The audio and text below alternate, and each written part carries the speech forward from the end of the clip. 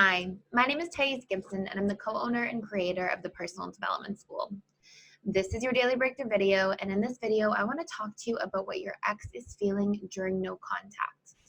But I'm going to break it into different stages here, because what I found through all the different case studies and research and having conversations with individuals as they go through breakups and sort of move through the process is that there tend to be 4 stages, and they tend to be nuanced between different attachment styles. So this video is going to tell you the 4 stages of what the person who did the breaking up is feeling during you doing no contact, and how these different stages sort of present differently for each of the 4 attachment styles, secure and or 3 insecure attachment styles, which are the fearful avoidant, dismissive avoidant, and anxious preoccupied.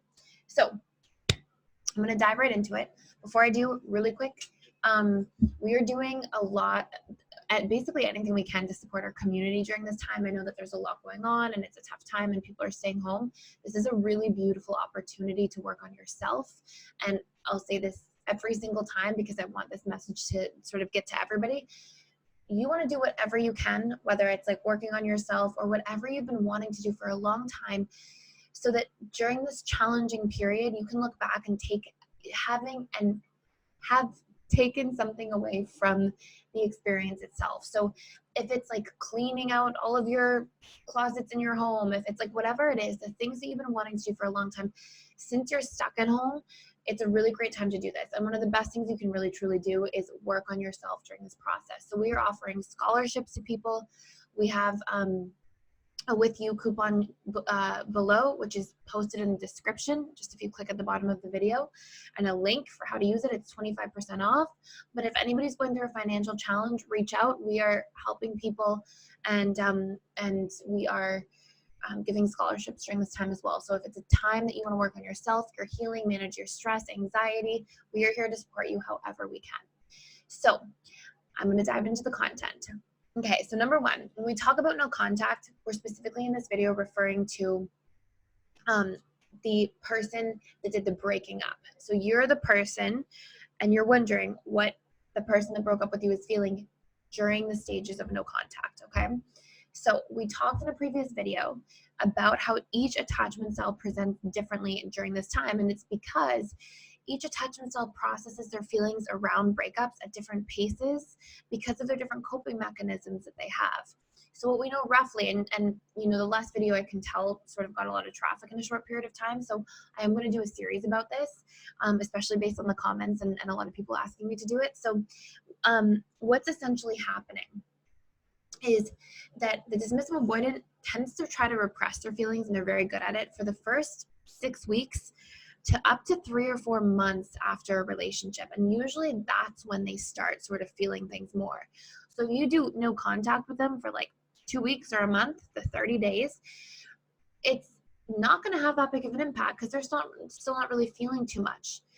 And the fearful avoidant, they tend to be at least 3 weeks to up to 2 months, depending on if they lean anxious or lean avoidant.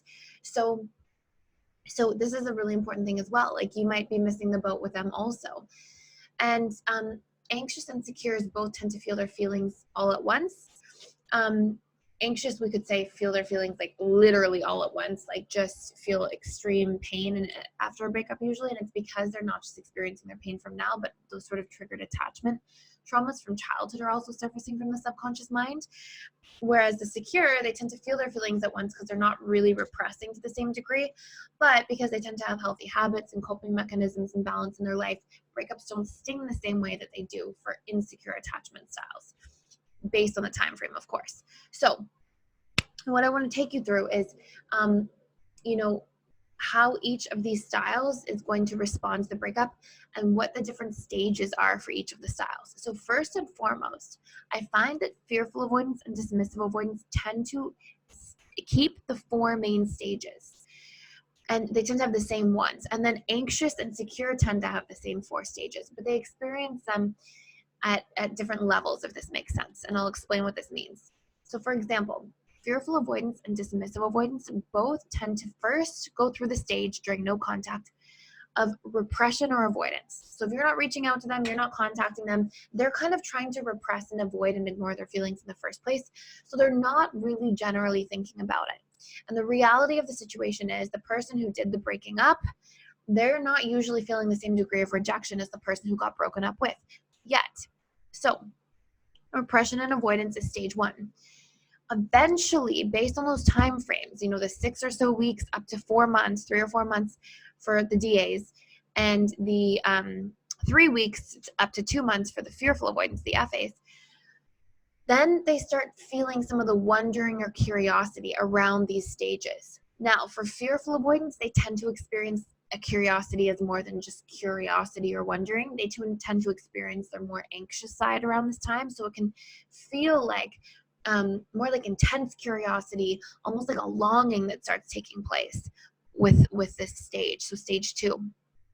Then when they start thinking and they start ruminating, then both fearful and dismissives experience stage 3, which is rejection. Every single person who does the breaking up with in a relationship with the other person, they still experience feelings of rejection, okay? The only exception to this is if you're constantly contacting them. But if you do no contact, they then experience feelings of rejection. And I'm not saying this so that you can make this person feel rejected back or just take your power back and it's this power struggle war, because that just defeats the purpose. But what I'm giving this video for and this information for is that for those of you who are trying to process your own breakups and trying to understand them a little bit and understand what the person's going through, I have so many people ask me for information about what their ex is feeling, and they're trying to sort of put the pieces together, and that tends to give them closure a lot of the time. And this is particularly why I'm sharing this, so that you can understand the other person, and that can sometimes provide a lot more closure for you. So stage 4 for the fearful and dismissive avoidance then becomes, after that rejection, either remorse and self-doubt. So ooh, should I have done that? I might have done the wrong thing. Or missing the person. Even if they're certain about their decision, there's still a missing. You don't have a human being that you connect with and you love and you give all this attention and connection to that just doesn't care and is just heartless and cold. Everybody feels something because there's a natural detachment that takes place from the subconscious mind. Now, I'm going to go into the anxious, preoccupied, and secure attachment styles.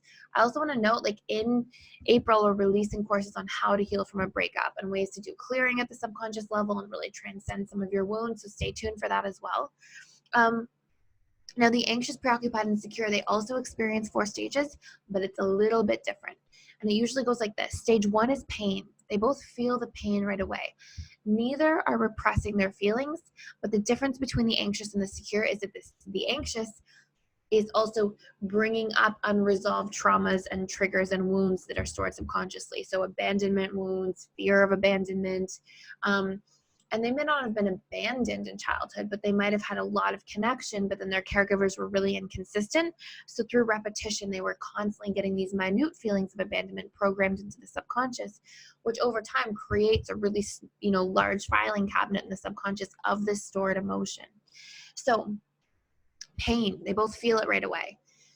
Stage 2, wondering and curiosity. This usually comes quite quickly for both of these attachment styles, the anxious, preoccupied, and the secure.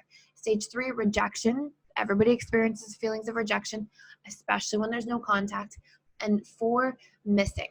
So if you're trying to rekindle something with a partner, obviously you want to do it in the curiosity and longing for the avoidant attachment styles, or in the missing stages, which is stage 4, which are shared between all 4 attachment styles. However, I just want to be really clear about this. This isn't a video for how to just get your ex back.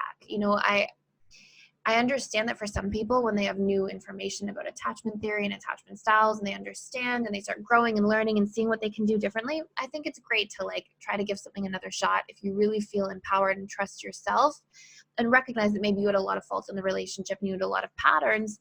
Sure, try to give things another chance. However, if your relationship was toxic, it wasn't working, you're going to work on it, and you're not sure if your partner is going to do the work back, be fair to yourself and loving to yourself at the same time, and show up and have boundaries for yourself in the process. So I will dive into this a little bit more if you guys want to hear more about the 4 stages for each of the different attachment styles, but this is your high level overview for what your ex feels during no contact at those different time periods for those 4 stages. I hope this is helpful. Feel free to ask me any further questions in the comments below. I will be reading them.